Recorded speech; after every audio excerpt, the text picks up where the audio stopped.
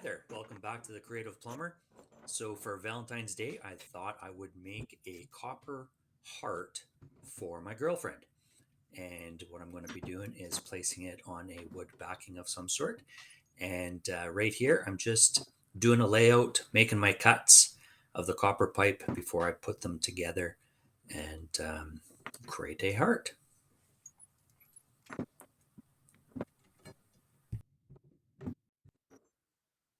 So here I am assembling the heart. I am using Gorilla Glue, and it's their lower level Gorilla Glue instead of the proper one. But I happen to have this in my garage, so I decided to use it. It does work, and because I'm attaching this to a board, it's not as big of a deal. If I was instead putting a string on this and just having it dangle from somewhere, it probably would fall apart. But because I'm also sticking it to a board, it's not a big deal.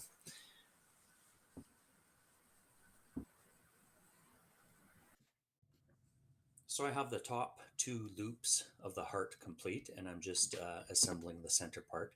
So this is only going to be a couple of cuts and put it together again using the Gorilla Glue, which at this point I'm kind of regretting using Gorilla Glue. I should have went out and bought something that was a little bit better that would not flop around.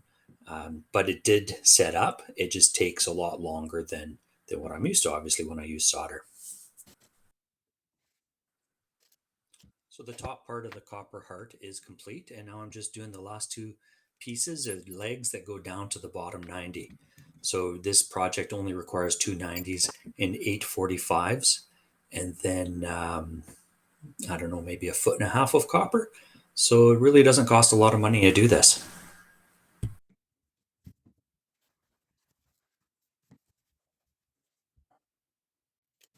So I decided to go with pellet boards as backing, and I just need a couple of quick measurements, and then it should be good to go.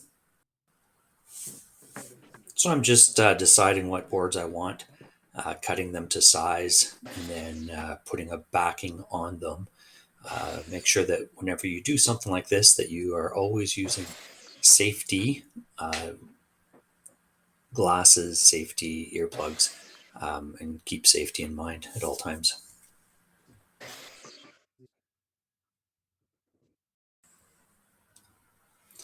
So I'm putting on the backing here, and most of the tools that you see I've bought for other reasons, whether I did it using them on my job or something like that. But I've never really needed a brad nailer, so I bought that stapler because I staple up plastic vapor barrier quite a bit, and it turns out that that stapler would actually use brad nails, 1 inch brad nails. So that was kind of cool. Now here I'm just giving it a quick sand. I like the modern rustic look, so I'm not going to sand this down like somebody's doing a tabletop finish or something like that. But this is how I like it, and however you do it the way you like. All right, so that's where we're at right now.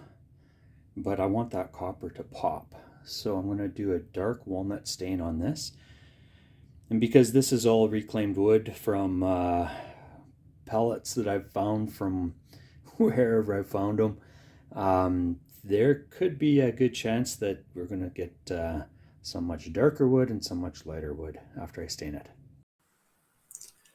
So these are all pellet boards, and you can see the nail holes that I have in them. And I'm using a dark walnut stain that I think it gives a really nice modern rustic look, which seems to be everybody wants nowadays. Also, in this particular case, I want something darker. Lots of times I might use a gray stain if you looked at my gray or my stain videos.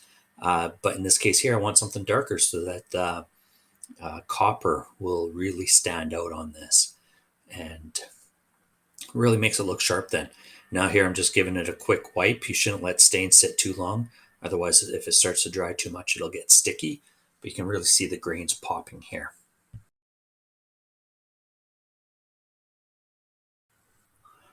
So right now I'm going to put on a tarnish remover solution and then another solution that's going to give it a lot more shine.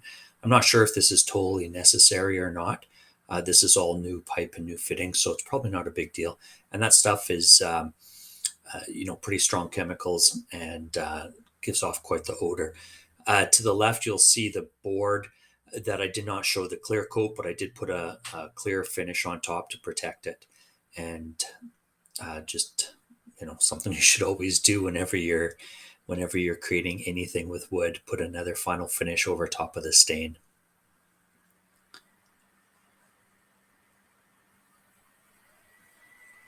So at this point, the Gorilla Glue is still coming out a little bit, which again, I should have let it set longer, but I was trying to videotape this all at once. Here I'm using a trim cloth to finish it off, a nice clear coat, and let it set.